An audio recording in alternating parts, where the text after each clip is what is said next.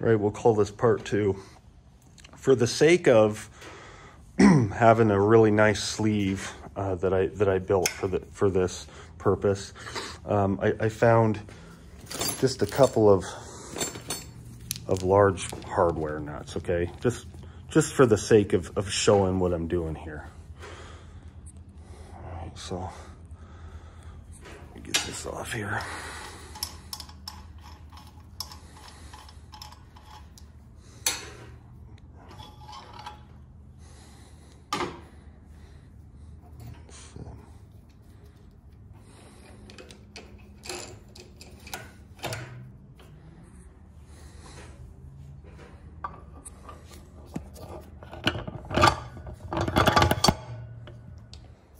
Okay, you get the idea.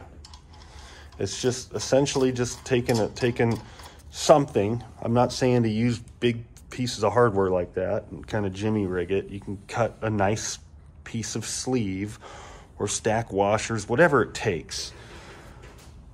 But you gotta align it with this. Now, the Comet instructions show, again, you see the width of this pulley, much less than the width of this pulley.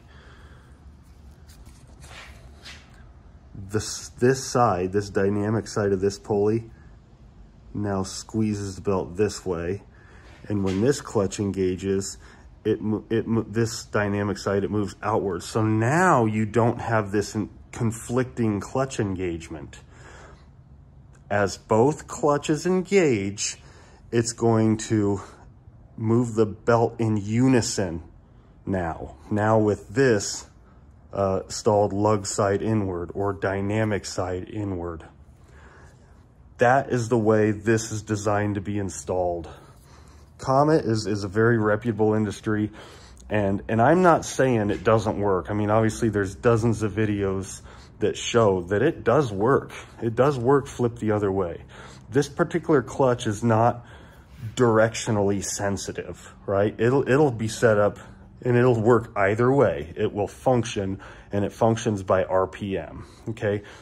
This, on the other hand, it is directionally sensitive due to the spring that you have in it and due to which side of the ramp you have this cam on, or this I don't know what you want to call this. I don't know the terminology for this, but if you were to run this driven inboard, you'd have to get the non-reverse spring and then set it up so this is on this side of the ramp.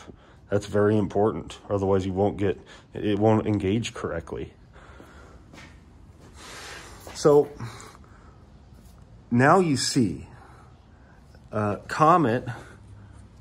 Again, I'll include the PDF in the link. Comet does not say line up these sides. They don't indicate to line it up like that. What they say is you actually have to center this within this so that when this engages and pinches the belt and this engages and separates, your belt starts off in line, and at maximum and intermediate RPM, it's always in line. In every step and RPM of the way, the belt remains in line. When it's not like this, you have this conflicting belt movement, one way or the other, right? This engages, it draws it in.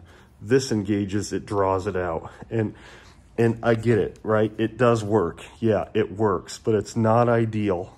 It's not ideal, and it's not the way Comet designed it. The beauty of a rubber belt is it can take a certain amount of movement that way, okay? No doubt about it, it will work. The end result will be prematurely belts being worn out, unnecessary drag, which will result in parasitic power loss. I mean, just plain and simple. Comet is a very reputable company, and they would never intend for their clutches to engage in to be installed engaging in an opposing fashion where the belt is always going to be crooked one way or the other. So I'm gonna go ahead and pause out for a second, and I'm gonna set this thing up. I'm gonna show it flipped. I'm gonna show it without these shims. I'm gonna set it up and show it like most of the videos I've seen. And then I'm gonna show you how I set it up. And I'm gonna show you the difference. I'm gonna show you the RPM of the motor. I'm gonna prove to you that when set up as the way most people do it, unfortunately, you end up with this alignment issue that's just absolutely not ideal.